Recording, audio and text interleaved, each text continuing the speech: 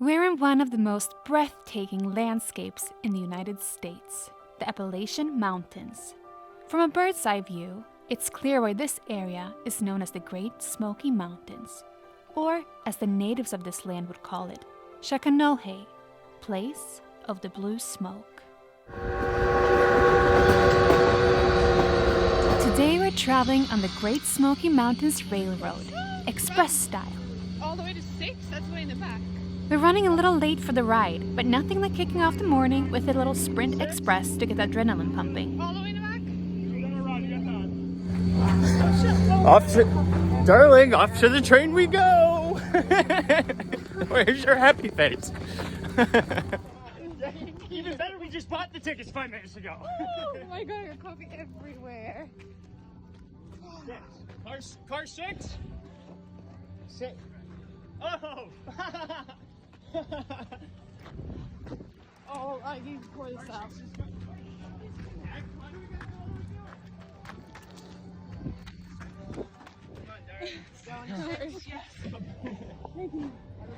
Yes.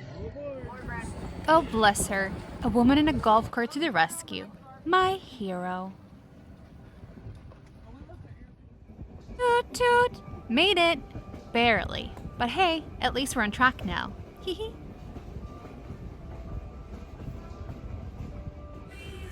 Now for your happy face. We're aboard and good to go. And the best part? We practically got the whole train to ourselves. The fact that we've only got 163 people out of a train that seats 1,200. The railroad starts in Bryson City, North Carolina, a charming mountain town. From here, you'll board a carefully restored train car and settle in for a memorable ride, if you can make it on time. On board, we have a charming train host who keeps the journey engaging with fascinating stories and local insights about the area. We'll look over a canyon dome, and all of a sudden, certain areas of Canyon Dome are just lit up, unnaturally so, because it looks like the sun is rising, but sunrise isn't for another 3 hours. This is Fontana Lake. During the summer months, that lake is completely filled to the brim. Usually, it finishes filling up at Memorial Day, stays all the way through that till about 10 days past the 4th of July. Down there in the lake, there are about 19 communities in total that were completely buried under that water.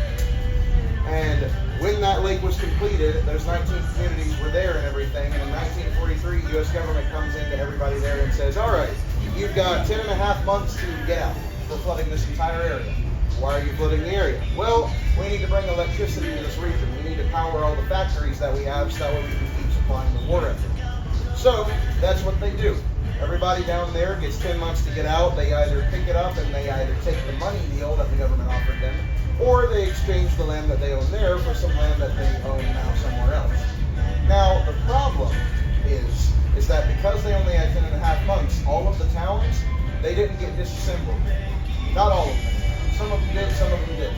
But there are still abandoned buildings under the water there.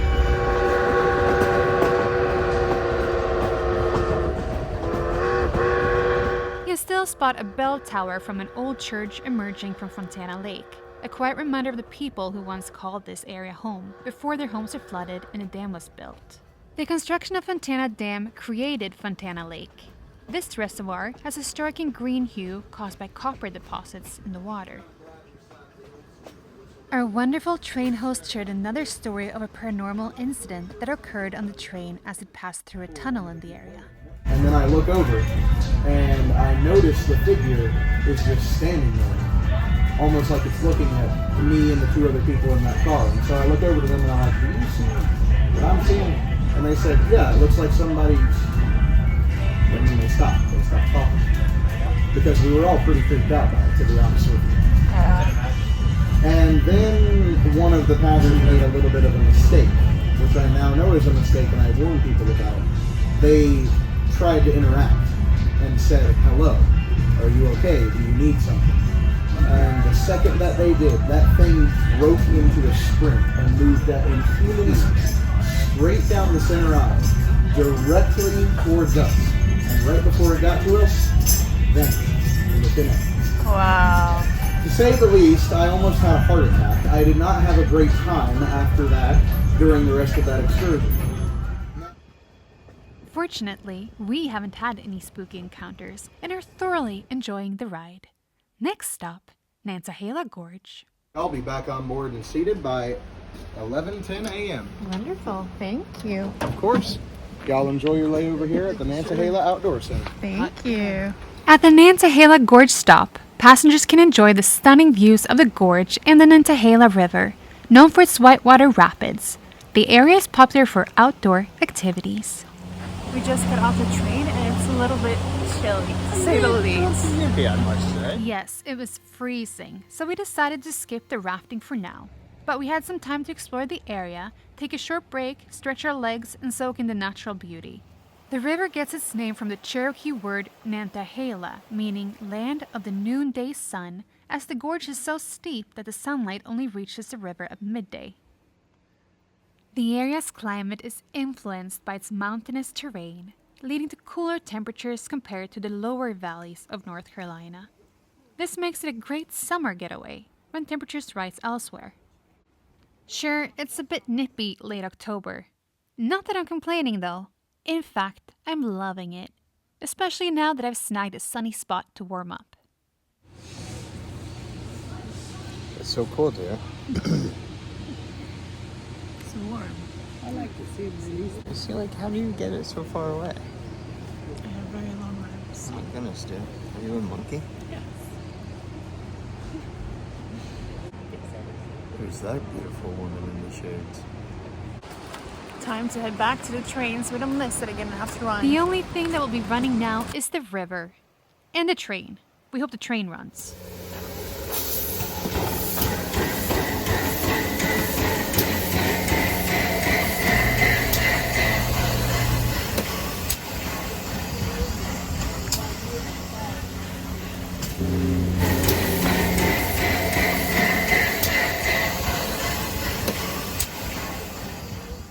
Another successful train boarding. Nailed it! We got this!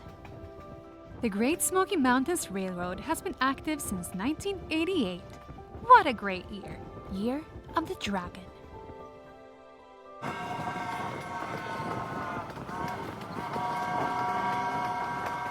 It was originally part of the Southern Railway system and was later purchased by a private company, which began operating it as a tourist railway. Since then, it has offered scenic train rides through the Smoky Mountains, attracting visitors with its historical charm and beautiful landscapes.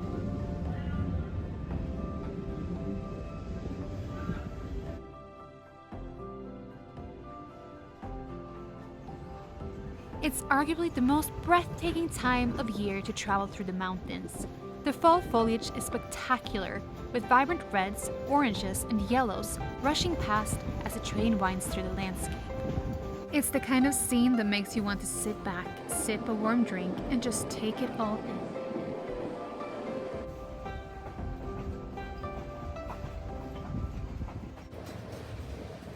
Hey, babe, I gotcha.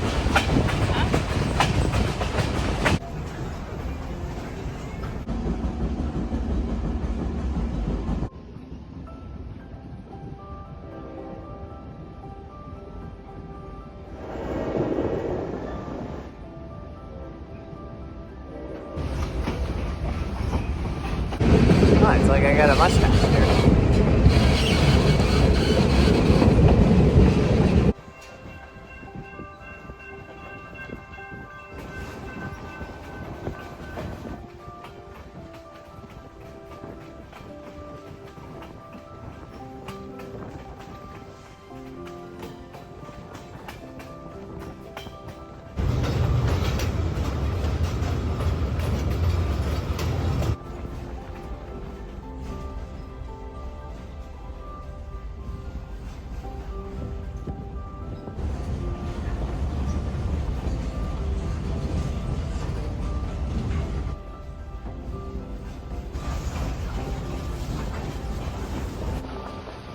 What an unforgettable journey. There's something uniquely magical about train travel. The vintage charm, the slower pace, and the way it lets you truly connect with nature. As the train rolled toward Bryson City, our final stop, I couldn't help but reflect on what an incredible way this was to experience the beauty of these majestic mountains. As we wrap up this journey through the Smoky Mountains, we're reminded of the land's rich history and beauty. We feel lucky to have had such an amazing adventure in Shaconage, the place of the blue smoke. And you'll never hear the wolf cry to the blue corn moon, for whether we are white or copper-skinned, we need to sing with all the voices of the mountain. We need to paint with all the colors of the wind. You can own the earth and still all you own is earth until you can paint with all the colors of the wind.